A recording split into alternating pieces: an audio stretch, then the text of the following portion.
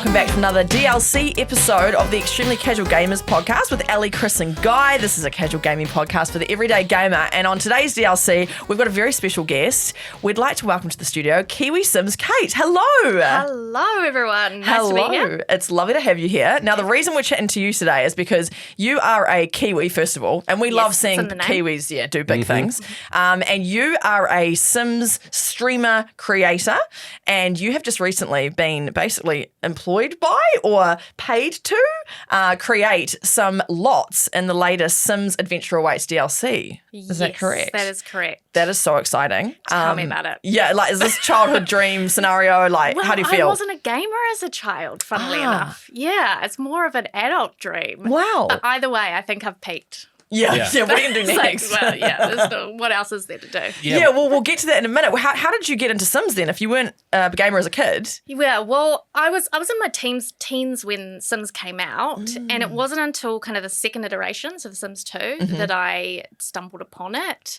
It wasn't even my kind of computer or PlayStation that I was playing on. My brother happened to leave a PlayStation 2 in the household, and he left for uni or something.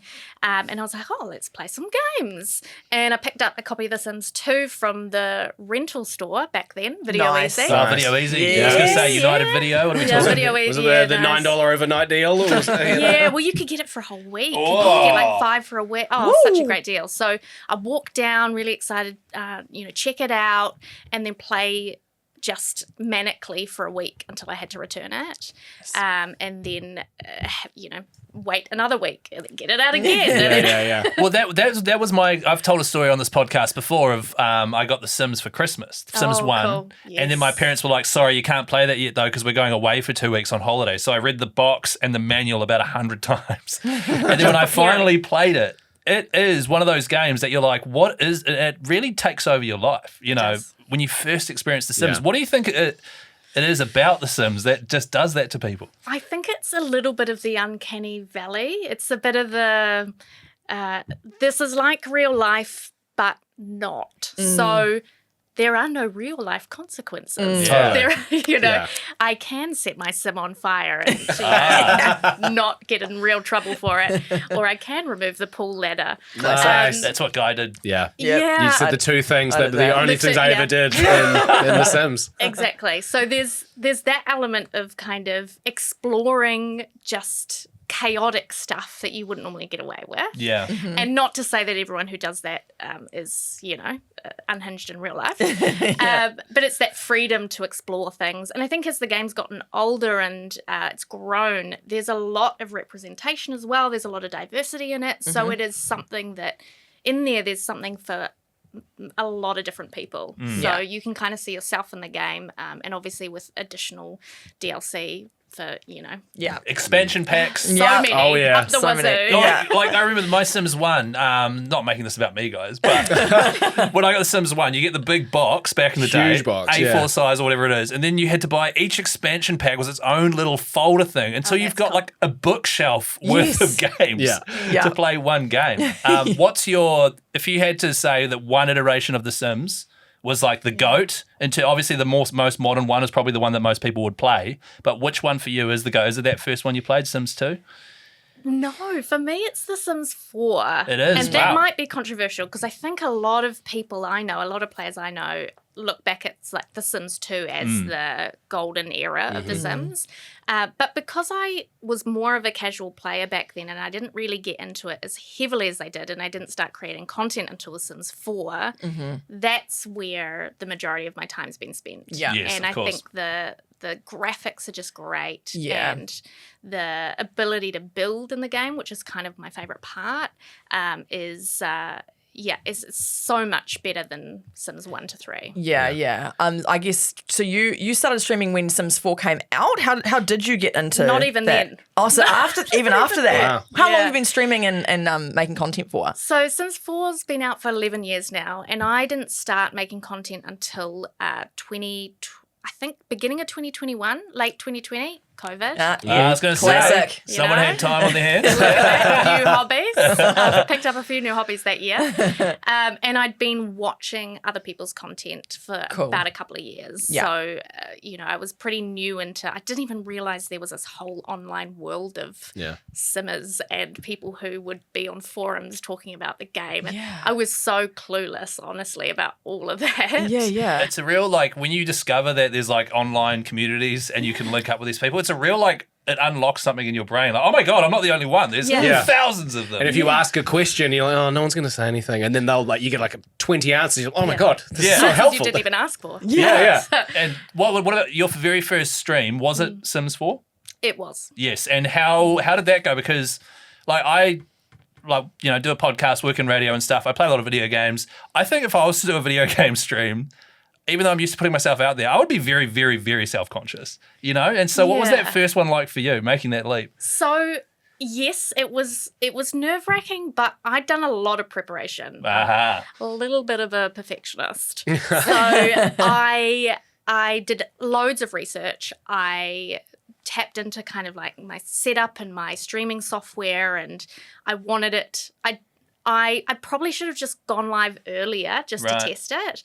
But because I'm a perfectionist, I did do a lot of trial and error before I actually went live. And I wanted it to look as slick as possible. Looking back now, it's nothing. Yeah. But I think I was also lucky that, well, not lucky, but I think it would have been a different story for me if I'd started doing this in my early 20s. I was already in my 30s when I started. So I already, gave fewer whatever. Yeah. You know what I'm trying to say. Yeah. So I already was like, look, I don't really care if I'm talking to myself at a screen and no one turns up and stream and no one chats to me. I'm just going to keep doing it. And what I found was that actually it was easier than I thought to just talk to no one. Yeah. Because that's the part. Find that difficult. Yeah, that's the part I find. Because I'm when I'm playing PlayStation, I don't want anyone talking to me. I don't want to be saying anything. I'm sitting there like, ugh. So you found that was quite an easy part to pick up. Yeah, but I also think the game lends itself to interaction. Right, and kind of conversation, and especially if you're doing gameplay in a stream, there's a lot of things that will just happen in the game. That it's not a story-driven game where you're really trying necessarily to achieve tasks and go on a very kind of straightforward path. It's not open world, but it's like the choices are endless. So you can do a lot of interactive stuff with your community. You can do sort of spin the wheels about what happens to your Sims. You can do all sorts of various challenges. So it is a very interactive style game. Yeah. How does your stream work in the sense of so when I remember playing The Sims, you'd have a save file, and that's the one that you would use, and obviously you'd have the person that you follow. So is your stream essentially kind of like episodes of a TV show where everybody gets to know the Sim, or is it you start a new game most streams, or like you said, challenges, but are you using the same Sim in the same house?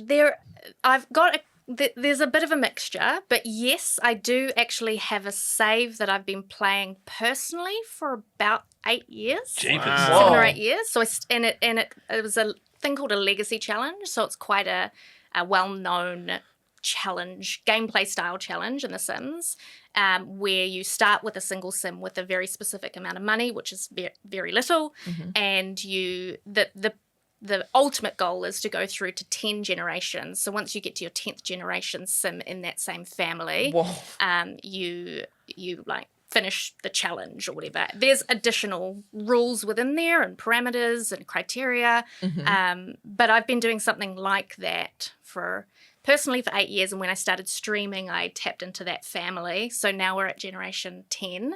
Oh, wow. It's almost finished. Yeah. Oh, So my I'm goodness. going to wrap that up soon. When you mean generations, you mean you start with a Sim and then that Sim gets a husband or a wife or whatever, and then they have a baby. Children. And then, so I didn't even realize that's how it happens. So the baby grows up to be a kid, and then mum and dad dies, and then you're playing as the kid, and you do that over and over again. Sometimes very tragically. I was going to say, that must be really, you get so emotionally attached. I'm so attached to my families, and my poor husband. Wait, real or Sim's husband? Yeah. Your actual husband. My poor real life husband has to listen to various stories and soliloquies that I'll go on and on at him about what's happening with my families in The Sims. Oh my God. He's very used to it now. So you'd have a character in The Sims called Jerry or something like that, and you'd come into the room to your husband crying, be like, Jerry passed. He's like, oh, sweetie, come here. He gets the lowdown of everything that's happened. Yeah. Oh, I love that. So how does a Kiwi go from streaming on your little Twitch and then EA calls up? How did that all go down? Yeah, that's wild, eh? Yeah, it is. That's so cool. It's so cool. Because I still am a small creator when you compare me to some other people who have done a similar thing to me with the Sims team. Yeah. I got an email earlier this year, a few months ago, from the official Sims team, someone from The Sims, and I thought it could have been a con or a scam. Yeah, I would have been like, that's a scam. They tell you about these things, you know. Be careful online who you trust. But it was legitimately The Sims team. They said something along the lines of, "Hey, we've seen your content and we really like it." And oh my gosh, even hyperventilating. That would have been enough. Yeah, exactly. And they said, "Are you interested in this opportunity?" And I had an inkling of what it was going to be about because for a few years now, they've started collaborating with builders, build content creators to create the new expansion packs. So this is not a new concept for them to work with simmers globally. Yeah. What I was surprised about is that they reached out to me. Being small in comparison. Yeah. Being a Kiwi, you know, we don't get a lot of global opportunities when it comes to things like this. No. But then it kind of everything made a little bit more sense to me when I then found out that a lot of their inspiration for the EP was New Zealand, Australia, and some national park, like US national parks. Cool. So I was like, okay, that makes more sense. So I got to build alongside 4 other creators, but I'm the only Kiwi on the pack, which I can claim. That's so cool. Right. Yeah. So you're building lots, and is it quite a hard thing to do with that pressure as well? Yes. And what is a lot, by the way? Like, I'm trying to figure out what it is. So you open a new save in a game, and with expansion packs, you always get a new world. Yeah, a new town that you're sort of moving into. Yeah. And this town will have various neighborhoods, and they're usually slightly different from each other, so you get different vibes. And pre-populated in that world will be mostly all built up with residential homes, with community lots, and various other types. Mostly it's those two. So you have some homes, some of which will already have what they're called townies in the homes. So Sims who will already exist and have a bit of a backstory, and some will be empty so that when you create a Sim, you can move them in. And then there will be other things like parks or community swimming pools or gyms or libraries, etc. So all of those in the new expansion pack that come with this Adventure Awaits is they're all built by us creators, so the 5 of us. Wow, that is so cool. And so was it, am I correct in saying you did 4? I did 3. 3 lots. So I did awesome. 2 residentials, which were both starter homes, which is an additional challenge. Because you got a budget, right? Smaller lot, yeah. So generally, if you're not using cheats to play the game and you create a sim to move into a new world or a new save, you're limited in where you can move to because you start out with a certain amount of money. Yeah. And so what I found really exciting is that because I was the only one who built starter homes, my home will be the one that a lot of people will be moving into. And I've been seeing other people play it on their streams and things and moving their sim into my house. And I was like, I built that. Well, because that's the thing with the Sims. Like, and when you said townies, the Goth family. Oh, yeah. Yes. From Sims 1. Is that family still in the game? They sure are. Yeah, Bella Goth. Yeah. And she always had a red dress. Good memory. Was it like what was the guy? Mortimer Goth. Mortimer Goth, yeah. Good memory, yeah. Wow. God, I've unlocked something there. There you go. So that was a nice little unlocking moment for me. But also, you're right, because if you're making when I used to play The Sims, it'd be like, man, one day I'll be able to like get to that mansion up there without typing Rosebud 1,000 times. Motherload these days. Motherload, yeah. Sorry, showing my age there.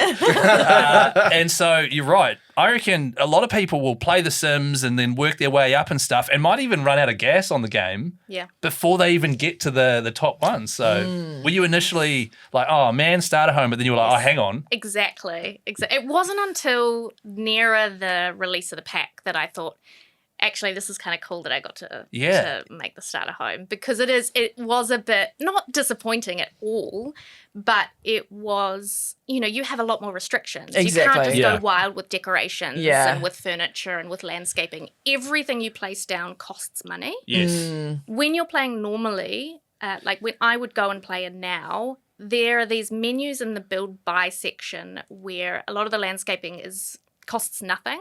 They're called debug and live edit objects. Right. So they're basically objects that appear around the world and you have to put a cheat in to even find them in the menu. So they're not there by default. And normally if I'm building, I would use a ton of that stuff in a starter home because it's like free money. It's like free decoration. Yeah. And it's a great way to make your starter homes look more epic. Yeah. But this, I couldn't use it. There were a lot of restrictions around what they required. Yeah. And that was one of them. So, yeah. So with a lot, see, for some reason I was picturing a vacant lot, but your starter lot is actually, you get a little house. Yes. So what is is it like a little 1-bedroom? It's a 2-bedroom, 1-bathroom. Oh, sorry about it. Yeah. I think they've really cut down on the 1-bedrooms. They've really tried to push the boat out. And then my other starter home's a 3-bedroom, 2-bathroom, which when they told me that was a criteria, Same amount of money? Well, initially, yes. Right, okay. So, yeah. And I actually questioned it. I said, is this a typo in the brief? Because I don't know how I'm going to be able to do this. Because it's not just the rooms, you have to put furniture in for the Sims to live in it. Yeah, even the wallpapers, the carpets, everything costs money. Yeah. So I thought they were joking, and after the first sort of submission of the lots where we got feedback and that, maybe mine looked a bit boring, but they said, we're going to bump it up. So now we're going to call it a starter plus. Oh, okay. Yeah. So you have to have, when you create one sim, you get 20,000 simoleons, which is like the in-game currency. But the more sims you add to the start of the game when you're creating your family or your sims, the more money you get. Oh, so you get per sim kind of thing. So 3 sims can move directly into the starter home plus house, even though it costs a bit more because you would start with the correct amount of money. Yeah. Oh, nice. And how do you feel about your overall products that you produce in the end? Are you proud? Because I did watch a YouTube video and I heard you say you had self-doubt, but I'm sure you did amazing. Yeah, I mean, I think I'm always going to nitpick my own build, my own content. Yeah. Because as I said, I'm a perfectionist, so I think, maybe I should have done this, or maybe I should have done that, or if I had 2 years to develop something, then you would just continue to iterate. But at some point, you've just got to say, look, this is the product I've developed. This is, this works within the criteria I've been given, the brief I've been given, and it will hopefully satisfy what players need in the game. Have you heard the saying, letting perfect be the enemy of good? No, but I like it. I have heard practice makes better. Practice makes better, Practice makes better, which I quite like. Because quite often, because my wife's a wee bit of a perfectionist as well, and she's nailed it 97%. And you spend 3% was marrying you. 3% was now. Guy, come on, man. We're on the rocks at the moment. No, we're not. But 97% of your lot will be you will have made that in, let's say, 10 hours, and then you'll spend 50 hours trying to make it 3% better. You know what I mean? Is that sounds about right? You just tottering with it constantly. Exactly. So how long did it take you to make your first lot? Like, because obviously it put a lot of pressure on it. This is something that you do all the time in your spare time, and you stream and stuff. But then when there's actually the pressure of it being involved with EA, how long did it take for you to make your first lot? I think that the starter homes were, I could put a shell together fairly quickly, probably within 3 to 5 hours. Yeah. But what the great thing about the process was that we had various submission points.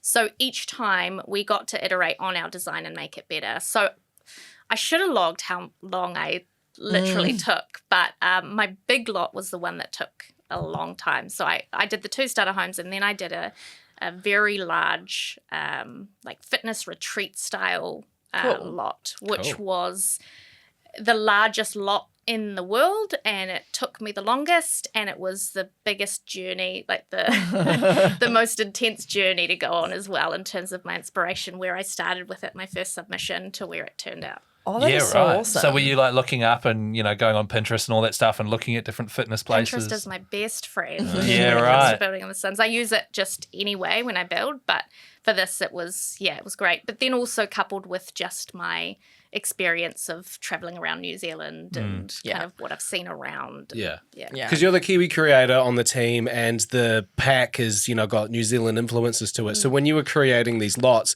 was there like an absolute must-have that you felt like was quintessential? Hungry pit. if only. Hungry pit in the middle. Yeah. People listening internationally won't know what a hungry pit is. No, and I'm okay with that. But they will once they get the game. Exactly. Well, if you've got one of the other expansion packs, it's kind of Pacific inspired. Right. So there actually is An umu? the ability to make a food in the ground. Cook your food underground, which is what a hungry is here in New Zealand. Yeah. We all do it like once a week, twice a week. Yeah, I did mine last night. It's a nightly thing. Last night, exactly. Hello Fresh, straight in the ground.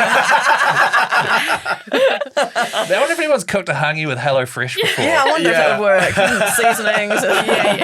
Tip it all in. Well done. It's so amazing to see a Kiwi get to contribute to a Sims game. Like it's honestly amazing. And I just have one more question. This is kind of a side note, but you mentioned it in your YouTube video. I need to ask, did you grow up in a zoo? Oh, did I mention that? Yeah, you did. Yeah. I was like, I need to ask about that. Yes, it's usually my when people do introductions and things, like tell me something interesting about yourself.